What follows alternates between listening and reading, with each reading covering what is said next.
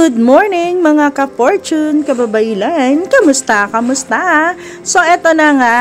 It's December 19, 2024. So, before po ako mag-deliver ng pangontra sa Tugigaraw. So, magdi-deliver po ako at saka sa JMP. So, since habang hinihintay ko kasi yung anak ko, ay eto nga, no? Nagsemesemento naman ako. Dahil nga may nakita din ako na tira na semento. Syempre sayang naman kaysa tumigas. So gagamitin ko naman dito sa aking ilalim ng lababo. Dahil nga sa ilalim nga to ng lababo, ayan na nga si Madam, no? Inayos natin. Kasi kung mapapansin nyo, yung isang kahoy dyan, basa na, umaakyat na yung basa niya. So, nabubulok. Ang naisip ko, since parang dun sa gilid niya may mga butas-butas, is gamitin ko yung simento, since meron pa naman kaming mga buhangin na natira, ay ilagay ko na nga dito sa ilalim ng aking lababo. Dahil may nakita kasi ako sa TikTok na sliding na panel po yung ginamit. Gagayahin ko rin yun sana, no? So, since wala pang budget ang lola ninyo, syempre, ang gagawin ko muna is seme-semento muna dyan para umayos din ang aking lababo.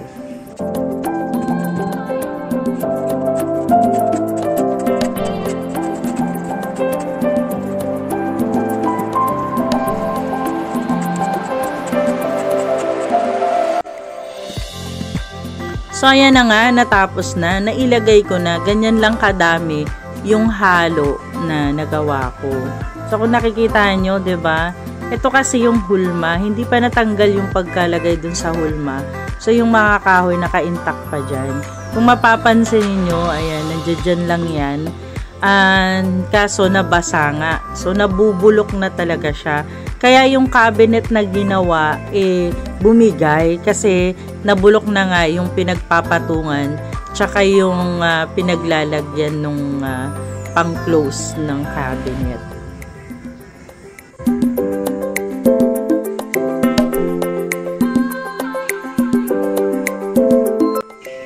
So, dahil meron din akong meron din akong tiles na natira. So, ang ginawa ko, itong tiles, ilalagay ko dun sa ilalim. Actually, 4 yan. Yung iba nilagay ko dun sa altar ko. So, ang madam ninyo, tile sitter sa ngayon. Wow!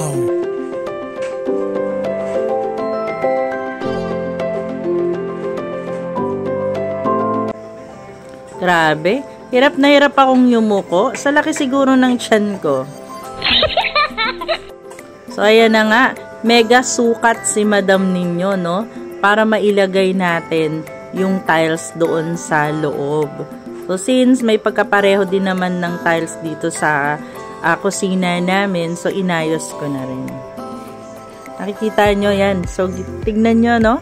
Ang ginawa ko is sinakto ko dito sa kahoy. So, iniisip ko maglagay ng sliding. So, dadagdagan ko na lang yung kahoy na yan.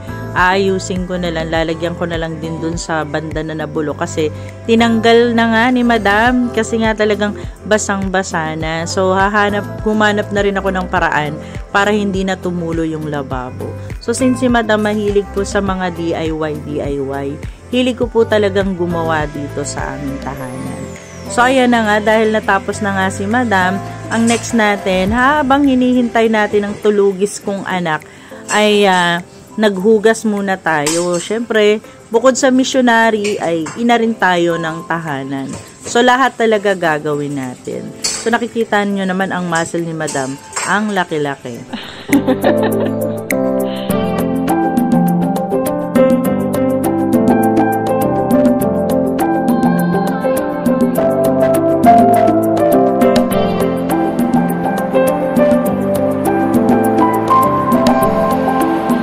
So, tinapos ko na nga lahat, no? Pati yung mga aming mga ginagamit na basahan ay talagang nilabahan ko na, talagang nilinis ko na. Dahil talagang, alam nyo naman, no?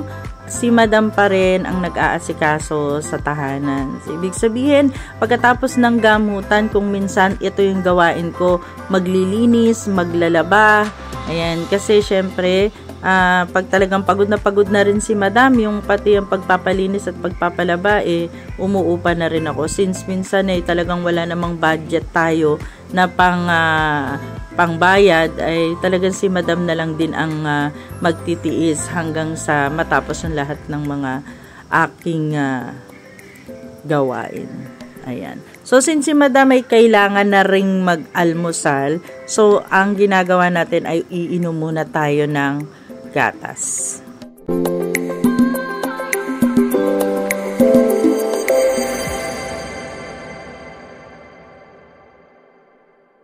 So, pansin nyo yung tasa ni madam, no? Pang Christmas. Kasi kahit hindi Christmas, Christmas talaga yung tasa natin. So, kain-kain na rin tayo, no? Ayan to nga. Meron kasing natira yung anak ko na ginamit para doon sa kanilang Christmas party. So, gumawa ako kagabi ng egg sandwich. So, narito na, gising na, just mio. Ang tagal talaga, no? So, kailangan na, ayan, yan ang unang-una, pinagsasabihan pa talaga ako. Uh-oh. Sabi niya ay, yung laro daw dun sa cellphone, huwag ko daw i-delete. Paano ba naman kasi kapag hawak niya itong cellphone, halos lahat yata ng games ay ipinasok niya na rito, i-download talaga, kaya eto nga, no? Ay nako, so aalis na si madam pagkatapos. So kung nagustuhan mo ang aking video, ay i-like nyo naman po siya, i-share at i-follow. Syempre, i-subscribe nyo na rin po. It can help a lot po para sa akin bilang isang misyonaryo. Anyway, maraming salamat po sa inyong panunood at pagtangkilik. God bless and have a great day.